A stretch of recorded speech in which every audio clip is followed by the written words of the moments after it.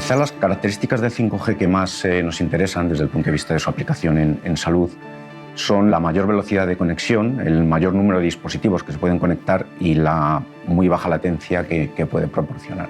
Estas características que tiene el 5G nos pueden venir muy bien para hacer determinadas cosas. Indicar al paciente, por ejemplo, cómo repetir un ejercicio o cómo mover determinados miembros a la hora de hacer rehabilitación. Tenemos un proyecto, por ejemplo, de rehabilitación cardíaca que con una cinta de estas de medir las pulsaciones, pues es capaz de irle comentando al paciente cómo tiene que moverse, si tiene que incrementar el ritmo. Otra cuestión que podemos utilizar es para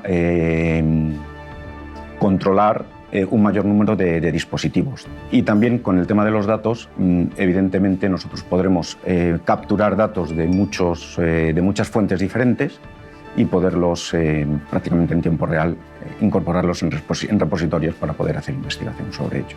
Por ejemplo, se me ocurre a lo mejor un holter, ahora ya no es necesario que lo registre el paciente, sino poder leer los datos directamente.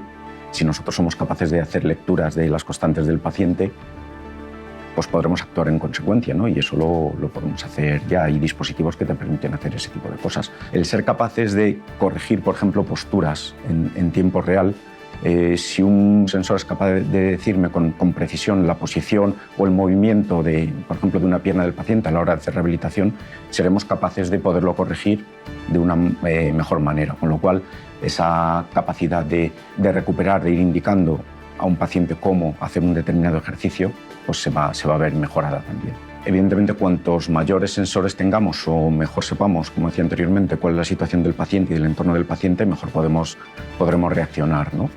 Y en ese sentido, claro, una mayor capacidad de transferencia de información y un menor retraso en la transferencia de información nos puede ayudar a crear nuevos servicios en ese sentido. Si, por ejemplo, tenemos también datos provenientes de estaciones de contaminación, podemos decirle a una persona que no salga a hacer ejercicio. Si somos capaces de tener, por ejemplo, la concentración del polen en el aire y sabemos que hay una persona asmática o con alergia y asmática, pues indicarle que se proteja de alguna manera, que cierre las ventanas, que permanezca en casa, ¿no?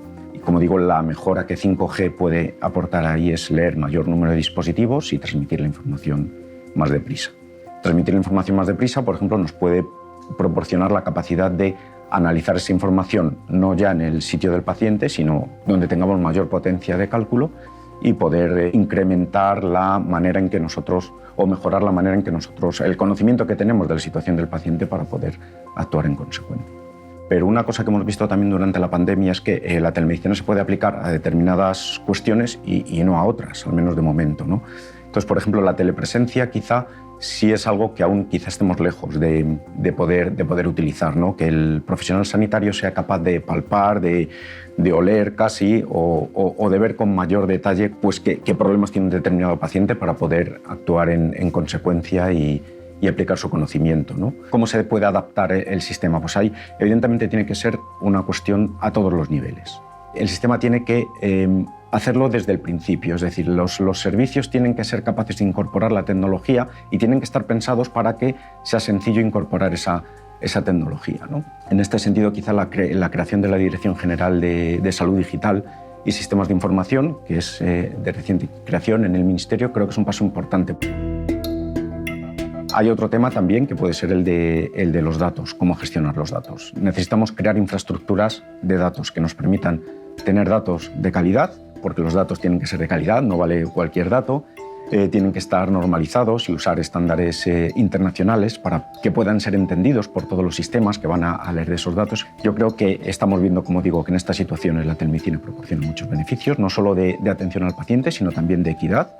Nos permite dar servicios de calidad independientemente de la situación donde esté el paciente, es decir, ya no tenemos que aproximar a los sanitarios, a los grandes profesionales sanitarios allí donde el paciente los necesita, sino que quien viaja sea la información y, por lo tanto, todos los ciudadanos tendremos a nuestra disposición a los mejores especialistas o tendremos capacidad de o a los mejores servicios, independientemente de dónde vivamos, y cada vez somos más conscientes, tanto desde el punto de vista de la administración como de los profesionales, como de los usuarios, en este caso los ciudadanos, de que la telemedicina y la salud digital nos va a proporcionar muchas ventajas y, por lo tanto, el desarrollo se va a producir.